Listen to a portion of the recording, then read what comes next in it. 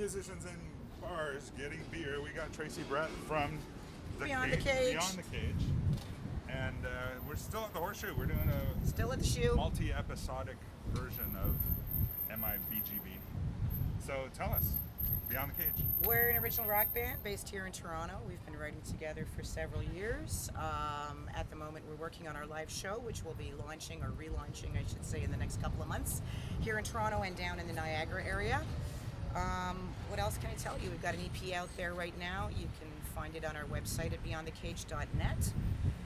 We will be recording again later this year, probably a live recording, which we're pretty excited about. Other than that, we just write like demons. Our guitar player and myself write the lion's share of the music, and he has a muse that never leaves him alone. So there's always a pile of stuff to work on for us, and we continue to churn it out, and our mission is to bring back rock. We feel there's a huge underserved rock audience out there. The industry is no longer promoting rock in the way that it once did, and we want to be part of the wave to bring it back. Right on. So who's in the band?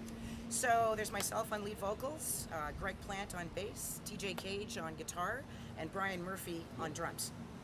So just the four of us. So how does Daryl get involved in this? Daryl's our manager. Oh, okay. So we just took on management with DEI, Daredevil Entertainment International. So we will be working up a bunch of stuff with them over the course of the year.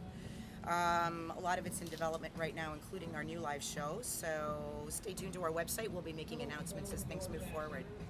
What have we got happening over here? We got some live entertainment. Queen and Spadina. There's never a dull moment down here. Don't let them interrupt. Yeah, what can I say? What else can I tell you? One record? We have two out, but it's the EP that we're promoting at the moment, which was produced last year, and then produced by Timbo Vacanti. Right on. Yep, and so that's out now in circulation. And then, like I said, we'll be recording some live stuff later this year, which we're very excited about as well. And that's at his studio, or? No, that'll be down in Niagara at a place called Sessions on the River. Oh yeah, cool. And where's your favorite place to play around here? We love the Horseshoe.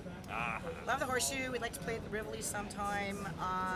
Right now, we're just assessing different options for venues as we get ready to relaunch. We've played the Cameron, always enjoyed there, great time there. Gosh, a bunch of places around town, but I think the Shoe's always a favorite on this legendary stage, and great sound always at the Shoe. Yeah. Cool. So tell us about one of your gigs, your favorite gig, a crazy gig. We haven't played out a whole lot. It's been challenging for us to fit into the current scene in Toronto. It's very competitive. Multi-band lineups are difficult for us to do because our drummer lives in Hamilton, and so to get him up here with all of his gear for a half-hour set is just not feasible. So what we tend to do is wait for opportunities where we can have the venue for the night, headline the show, bring in opening acts, and do our own event, which is what we'll be doing with DEI going forward. Like I said, the Horseshoe's great. We played the Hard Rock once too. That was a pay-to-play event, but it was a fantastic venue, great sound system. So we just kind of do what we can when we can, but I think going forward we'll be doing a lot more of our own shows with DEI and their lineup. Any funny stories from the recording process? That was a fun challenge. We had 2 days to lay down all the bed tracks, so it was really like Speedy Gonzalez through the whole thing. So we did actually really well. We did 7 tracks. We were going to do 6, but we had just written Unspoken, and we had to get it on there. So it was a bit of a cram job over the 2 days to get it in there, and then 2 days to mix, and it really all went very well, considering the stress levels, because 2 days isn't really as much as we wanted. But next time. Always a learning experience. That's cool. Anybody else you've worked with that you'd like to mention?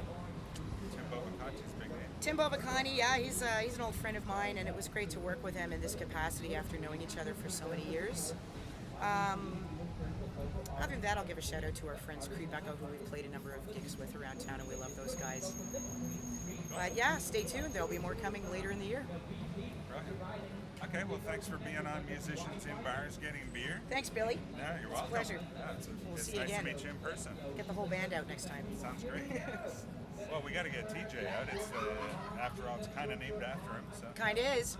So anyway, Beyond the Cage. Beyond the Cage. Tracy Brett. Thank you. Thanks again. Take care.